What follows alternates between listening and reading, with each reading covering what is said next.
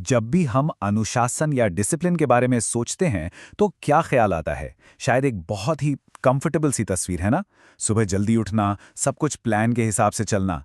लेकिन जानते हैं, यही सबसे पहला और सबसे बड़ा धोखा है। और इस सफर को समझने के लिए ये पहली और सबसे जरूरी सच्चाई है जिसे अपनाना होगा।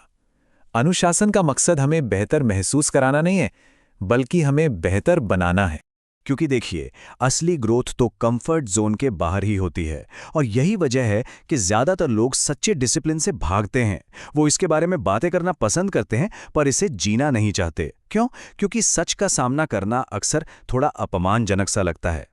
तो यहां पर आती है मियामोटो मुसाशी की द बुक ऑफ 5 रिंग्स। और एक बात साफ कर दूं, ये कोई फील गुड या मोटिवेशनल वाली किताब नहीं है। नहीं, ये एक चेतावनी है, खुद को दिए जाने वाले धोखे के खिलाफ एक चेतावनी। और सच्चे डिसिप्लिन की शुरुआत वो होती है एक बहुत ही खतरनाक सवाल से। एक ऐसा सवाल जिसका ज्यादातर लोग ईमानदारी से जवाब देने से डरते हैं, क्योंकि इसका जवाब देने के लिए आपको अपनी पूरी पहचान को कटघरे में खड़ा करना पड़ता है। तो पहला चक्र है पृथ्वी। इसका सीधा सा मतलब है कल्पनाओं और बहानों की दुनिया से बाहर निकलकर एकदम क्रूर असलियत की जमीन पर खड़े होना। हम सब खुद को ये कहानी सुनाते हैं ना, अरे आज तो बहुत बिजी था, सुबह उठते ही फोन, काम पर 10 टैब खुले हुए, शाम को एकदम थका हुआ महसूस करते हैं और लगता है कि वाह क्या काम किया है।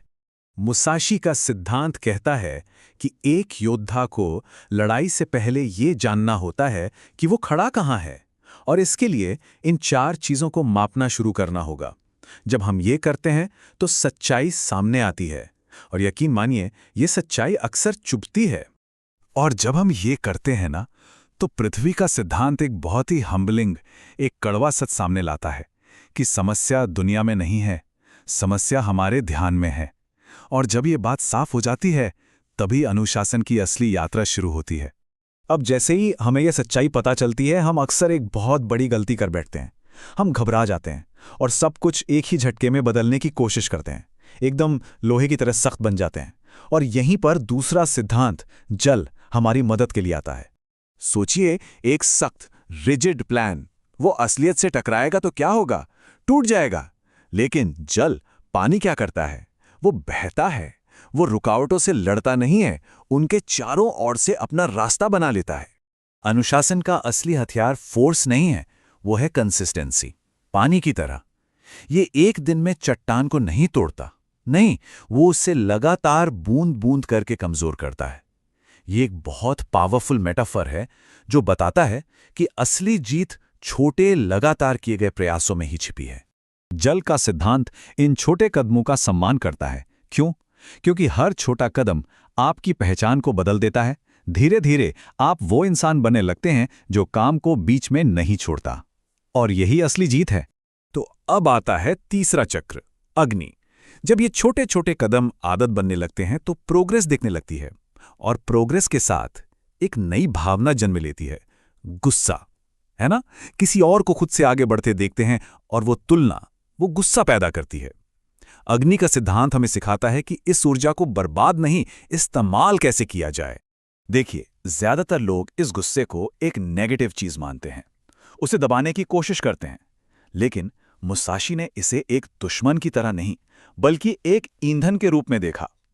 क्रोध एक बहुत शक्तिशाली स्रोत है, बस उसे सही दिशा देने की जरूरत है।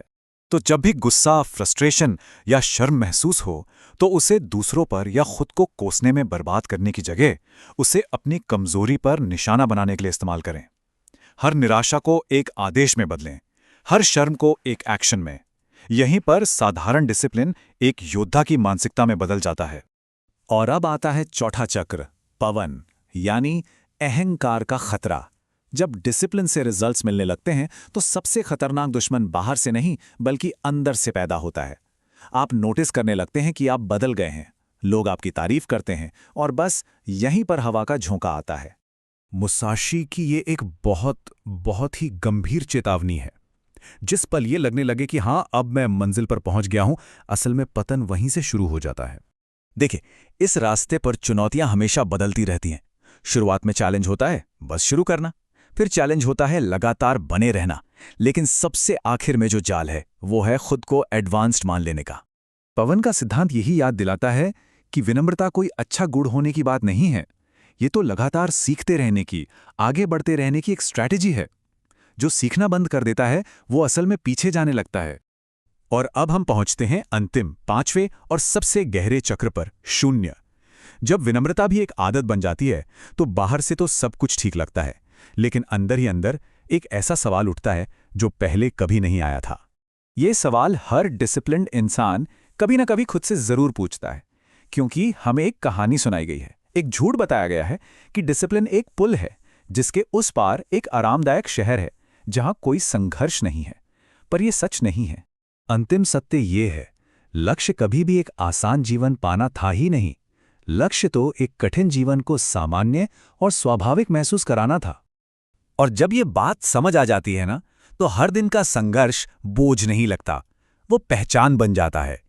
लड़ाई अब कोई बाहरी चीज नहीं रह जाती, वो उतनी ही स्वाभाविक हो जाती है जैसे सांस लेना। तो आखिरी सवाल ये नहीं है कि कोई अनुशासित बन सकता है या नहीं। सवाल ये है, क्या हर दिन बिना किसी अंत की उम्मीद के इस युद्ध में उतरने की तैयारी है?